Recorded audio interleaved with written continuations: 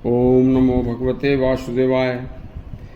आज के प्रसंग में राम के शत्रु जब रावण ने भी अपने भाई कुंभकर्ण से राम नाम की महिमा को बहुत बड़ा बताया था। सुनिए, बड़ा दुर्लभ प्रसंग है। जब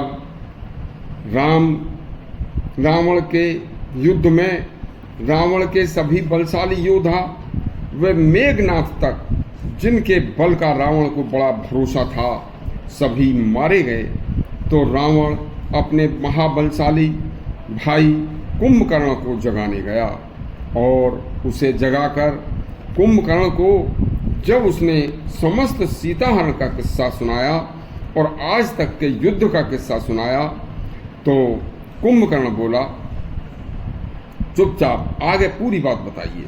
हे भ्राता, सब कुछ करने के बाद भी सीता को मैं आज तक अपने बस में नहीं कर पाया।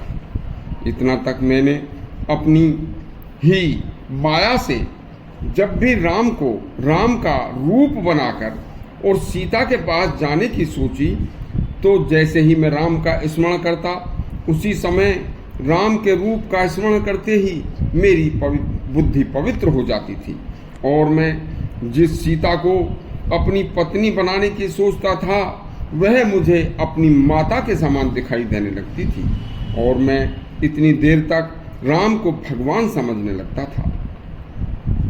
मैं बड़ा भ्रमित हो जाता हूँ। मेघनाथ के युद्ध में मारे जाने पर उसकी एक भुजा कटकर जब युद्ध के मैदान से लंका में मेघनाथ की पत्नी सुलोचना के आंगन में आकर गिरी, तो और जबकि पूरा शेष शरीर उसका मेघनाथ का रणभूमि में पड़ा हुआ था, तो सुलोचना ने भुजा को पहचान कर भुजा से कहा कि भुजा, यदि मैं सत्य पतिव्रता हूँ तो मुझे ये लिखकर बता दे कि तू सचमुच मेरे पति की ही भुजा है।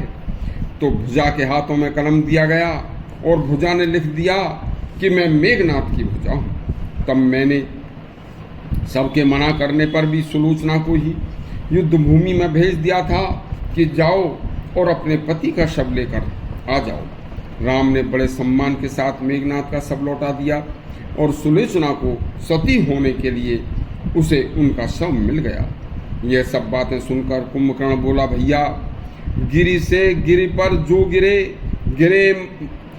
गिरे मरे एक ही बार, जो चरित्र गिर के गिरे तो बिगड़े जन्म हजार। इसका अर्थ है कि हे रावण, जो पहाड़ से गिरता है उसकी मृत्यु होती है तो एक ही बार होती है, लेकिन जिसका चरित्र रूपी पहाड़ से गिरकर जिसके प्राण निकलते हैं गिरता है, वह तो पुनरपि जननम पुनरपि मरणम पुनरपि जननी जठरे शयनम, मरने को बार बार जन्म लेना और बार बार मरना, असह्य दुख भोगना पड़ता है। कुंभकर्ण ने नींद से उठकर कहा, हे रावण, अब समझ लो कि जो कृत्य तुमने किया है उस कृत्य का परिणाम अब जल्द ही हमारी और तुम्हारी मृत्यु के रूप में सामने आने वाला है। बस अब समझ लो कि अब हम कुछ ही दिन के मेहमान हैं। देखो भ्राता, राम के नाम का स्मरण करने से जब तुम्हारी बुद्धि निष्पाप हो जाती थी तथा सीता को तुम अपनी भार्या के रूप में अपने महल में रखना चाहते थे, वह राम नाम का स्मरण करते ही तुम्हें अपनी माता स्वरूपा लगने लगती थी, तब भी तुम्हारी आंखें नहीं खुली। अरे यह राम कोई साधारण मनुष्य नहीं है और सीता भी कोई साधारण स्त्री नहीं है। राम स्वयं भगवान विष्णु के अवतार हैं, सीता माता लक्ष्मी के अवतार हैं। बस अब समझ लो कि अब समझौता न करके अब तो हमें हमारे सभी राक्षसों के साथ श्री राम के हाथों मरने में ही हमारा कल्याण और हमारा फायदा है। अब तक तुमने जो कृत्य किए उसके परिणाम स्वरूप समस्त राक्षस जाति का अंत निकट है और कुंभकर्ण भी आगे श्री राम से युद्ध के लिए चल देता है।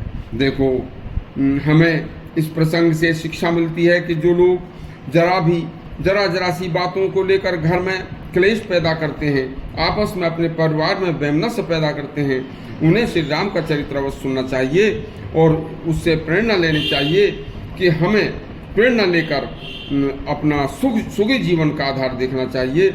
यदि आपको हमारा कथानक अच्छा लगा हो तो हमारा चैनल सब्सक्राइब करें और घंटी दबाएं। धन्यवाद।